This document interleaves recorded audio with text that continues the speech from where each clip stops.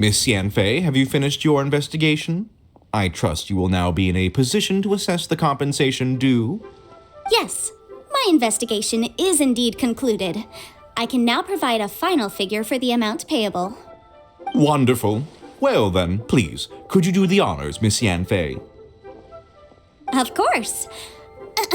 According to the stipulations of the contract, Mr. Crossell, you must pay Mr. Chow 10 times the original transaction price in Mora. Sure. Wait, what? Me pay her? Surely there's been some kind of mistake, Miss Yanfei. Not at all. According to my investigations and the material evidence that we've gathered, the substance claimed to be Smaragdus Jadeite that was inlaid within the Smaragdus Jadeite twin phoenix pins that you rented out to Mr. Chow was, in fact, Smaragdus Nephrite.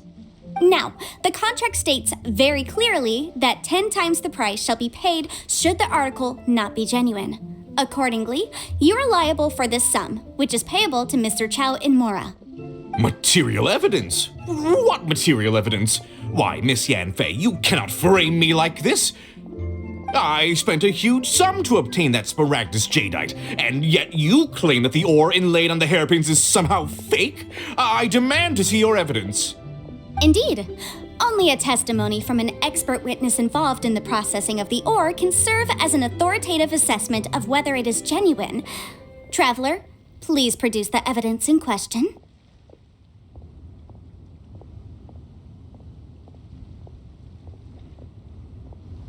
This is a processing record from the Jade Mystery, along with stone samples and an affidavit signed by the business owner, Chateau. Seriously? Even the boss there couldn't differentiate between Smaragdus Jadeite and Smaragdus Nephrite. How does this prove anything? In any case, Smaragdus Nephrite is the outer layer of Smaragdus Jadeite. So I had him cut away the Nephrite, he returned the valuable Jadeite core to me, and some Nephrite samples remain in the store. What am I missing exactly? That's an unsubstantiated belief. Well, your claim that my ore is fake is just as unsubstantiated. And we are here to talk about evidence, aren't we? Ugh. Looks like our first piece of evidence didn't convince him at all. Seems like he came prepared. What should we do next?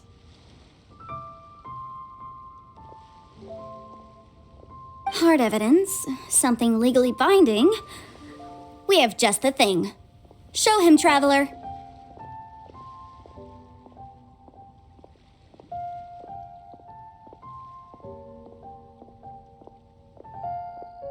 Oh, come on. I meant the backup copy of the document from the Ministry of Civil Affairs. The one we got from Sinxi of Mingsing Jewelry. This document proves that my hairpins are the real deal, doesn't it? This is the Ministry's seal, after all. It shows that the ore inlaid on the pins is indeed Smaragdus Jadeite. Our second piece of evidence didn't work either. And this guy's getting more belligerent by the second. You know, you could be right. Perhaps the hairpins are the real deal after all. Of course I'm right. All the evidence shown supports my story. Well, hang on a moment now, because I do recall one final piece of evidence that we haven't revealed yet. Traveler, would you do the honors? This shall serve as decisive proof of our case.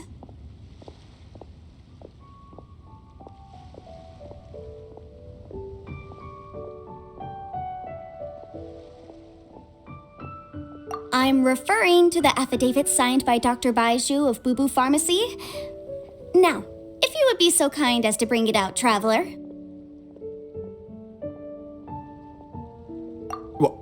What's this? Smaragdus Jadeite springs forth from stone marrow within the mountains and will bring disaster to any mere mortals who touch it. Sustained contact with Smaragdus Jadeite over a prolonged period will, in less serious cases, cause a mild malady, while in serious cases, the patient may suffer a dramatic change of personality and fall seriously ill. Mr. Crossell, were you aware of these peculiar properties of Smaragdus Jadeite? I had no idea. No idea, you say? I'd guessed as much. But for you to have rented out such a dangerous item, I'm afraid that this falls outside the scope of my work, but within that of the Ministry of Civil Affairs. However, I'm sure that the Ministry will be relatively lenient considering that, as you say, you were ignorant of the danger you posed. Don't worry, Mr. Crossell. I will make sure that all the evidence presented here will be handed over to the Ministry. I trust that you'll give them your full cooperation in their investigations. What? Wait! I knew. Oh, so you knew? Oh, dear Mr. Crossell.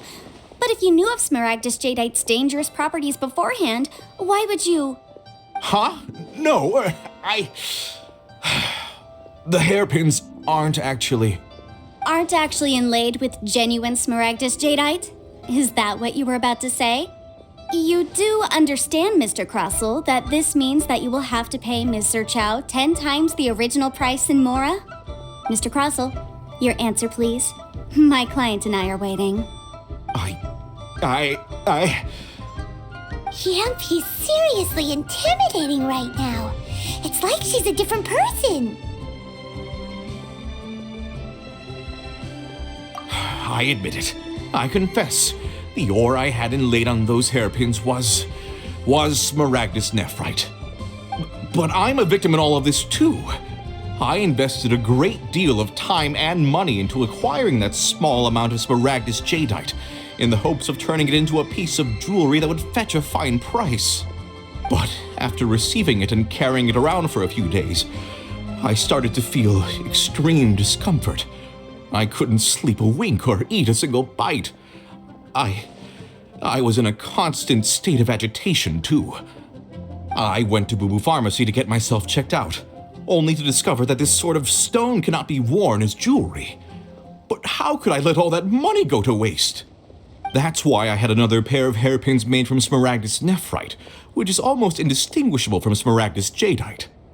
I kept the real Smaragdus Jadeite in a specially made box.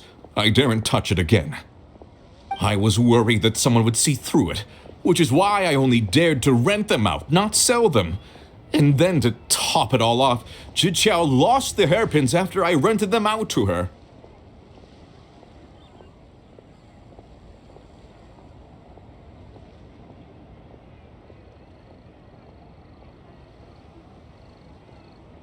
Exactly! If they weren't the real deal, why'd you make her pay so much? I didn't want to either, but when I purchased that Smaragdus Jadeite, some of my business partners found out. I knew they'd be watching closely to see how much I could make off it. If word got out that I sold a pair of fake hairpins, then my days in this line of business would be over. All right, let's cut the appeals phase right there. I failed to see what bearing any of this has on your transaction with my client. According to the contract, you must pay Ms. Zerchow 10 times the original price in Mora, and that is final. 10 times? Crossell looks like he could faint any second.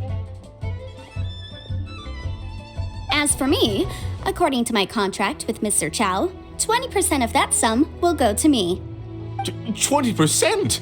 That's as much as I spent on that Smaragdus Jadeite! There's no need. It's fine. You don't have to pay me that much, Mora. Even if the Smaragdus Jadeite on those hairpins was fake, I still bear responsibility for losing them. Legally or not, I think I owe some compensation for that. Ms. Zhiqiao, you... However, Mr. Crossell, since you have no use for that chunk of Smaragdus Jadeite, why don't you give it to me instead? I'll consider us even. What? But all right then. This cursed rock's brought me enough grief as it is. Miss Yunfei, I'll turn the Smaragdus Jadeite over to you. I trust that it will suffice as remuneration? Well, that's not quite how the rules say this should go, but whatever. It'll do. Thanks so much for your help this time, Miss Yunfei. When you have the time, I'll be sure to visit and express my thanks more appropriately. Oh, come on. No need to stand on ceremony. Now, if I may confirm this again, Mr. Chow, have you and Mr. Crossell come to an understanding? Well, yes, I believe we have. Well then, that's good. Mr. Crossell, it seems that my client has no further claims against you. Is that so? That's good. That's good. Actually, Mr. Crossell, I'd like to talk business for a second if I may. I could see from the hairpins you produce that you're very skilled in jewelry design. My family, on the other hand, works in the ore business, and we have a fair stock of fine ores. If we could join forces, your jewelry designs and our choice ores, I think we could do some fine business between us. Let me think for a moment.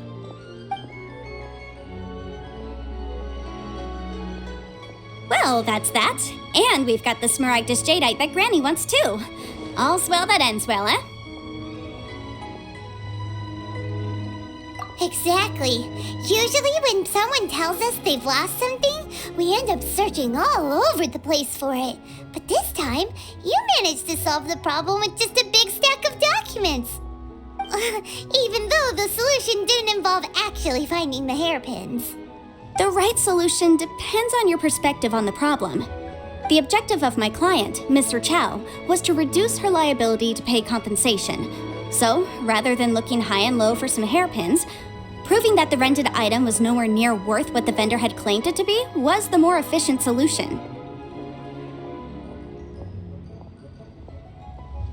An Adeptus. Speaking of, you took part in that battle, didn't you? In which case, you would have heard what Granny said. Liyue Harbor is now a city ruled by humans.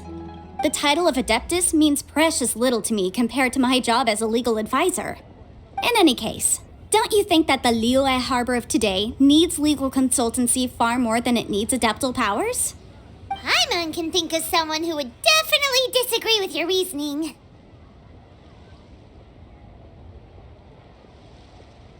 Well, since we got what we came for, it's time to pay Granny a visit. I bet she's been on tenterhooks for a while now.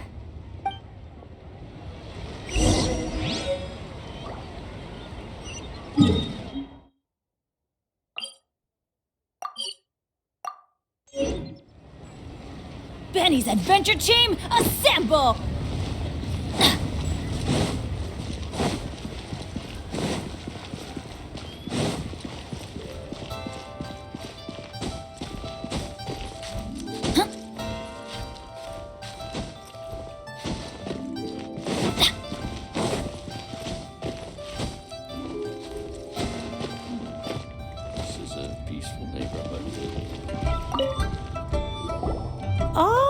You've returned.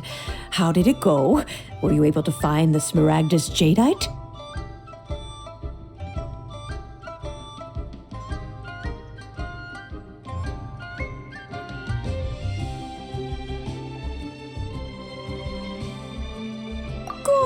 Good. Then we have all the materials we need. Well, if we're all set, Granny, I'll get going now. Got a ton of clients waiting for me back at the office. Oh, you. All right, then. Go see to your business. Granny should be able to handle the rest. I'm off then. Bye! Oh yes, Traveler. Make sure you don't lose the business card I gave you. I've been looking into the laws of other nations as well. If you should ever bump into any trouble with the law, come find me directly. Regulars get discounts too. Come now, child. Are you leaving or are you not? If you have no wish to leave, perhaps you'd like to help me clean my teapot, I'm leaving! I'm leaving! That child. Goodness knows where she learned to be so rambunctious. Her father was hardly so riotous or fond of talking nonsense back in the day when he stood beside Rex Lapis.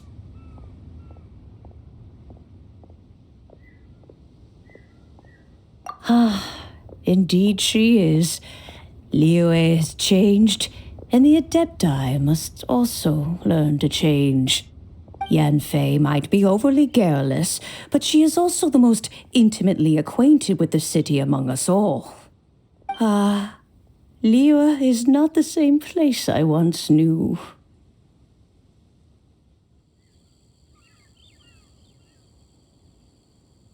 All right, then. Let us speak of this no more. Back on topic. I believe that I still owe you a little gift. Oh, Paimon's so excited! How is it made? It is but a single teapot. It shan't take long at all. Just wait here for a moment.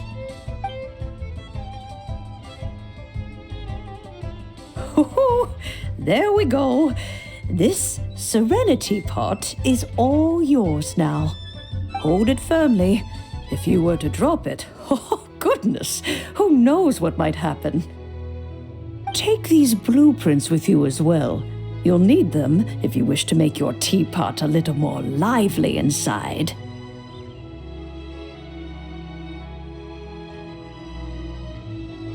Wait a minute, Granny! How exactly are we supposed to use this teapot? Oh, you needn't worry about that. I've already arranged for a certain little helper to await you within this teapot. She will explain everything you need to know about it.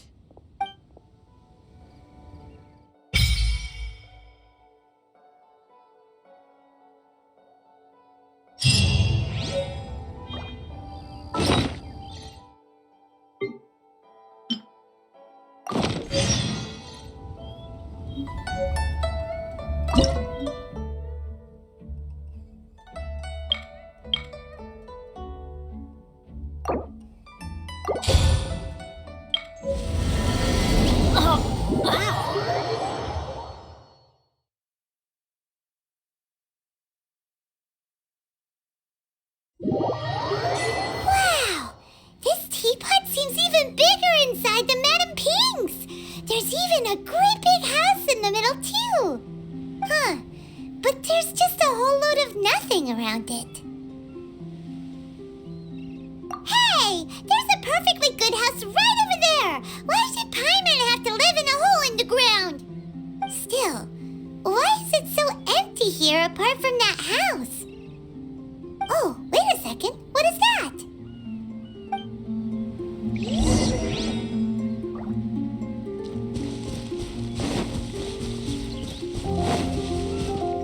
Well, it seems that we have a visitor.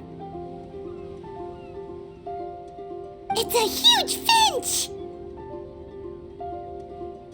Excuse me, I am not a finch. I am a teapot spirit, and you may call me... hang on a moment. What am I supposed to be called again? Oh, call me. I suppose you may call me Tubby. So you're the little helper Madame Ping mentioned? Madam Ping? Oh, you must mean Ping. Yes, she did summon me here. She told me much about you. You may leave all matters regarding the upkeep of this realm to me.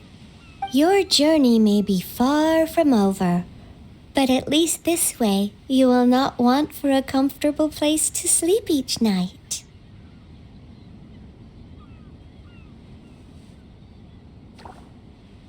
Though it is the Adepti who create realms such as this, they generally do not have the time of day to attend to the banal matter of their maintenance.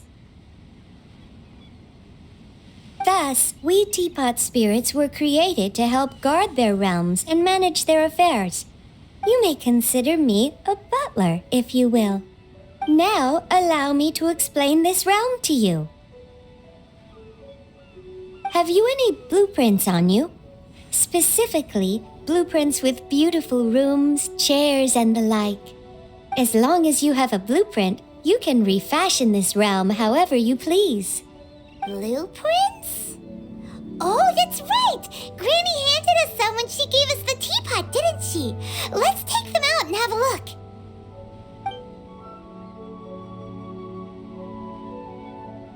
Yes, these are the blueprints I'm talking about.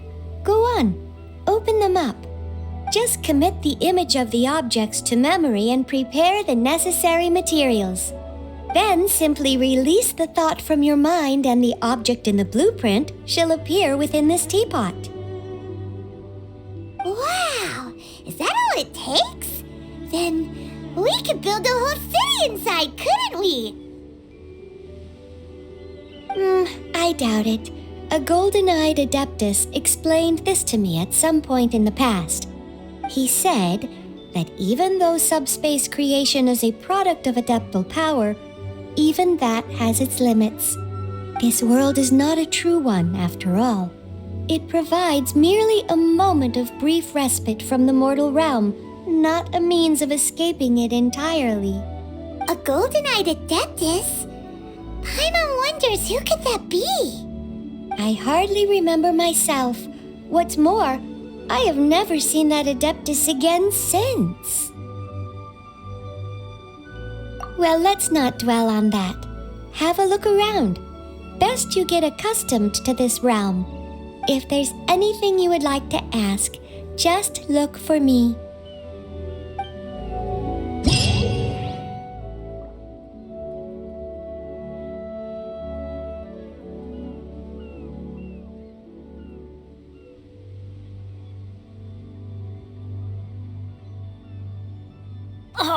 Ow! Where did that come from?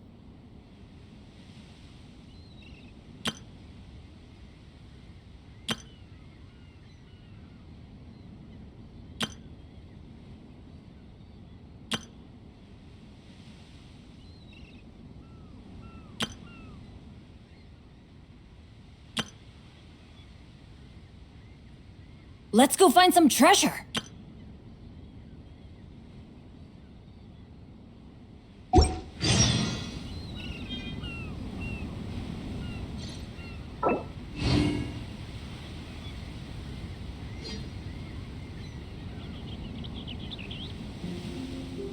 Benny's adventure team, assemble!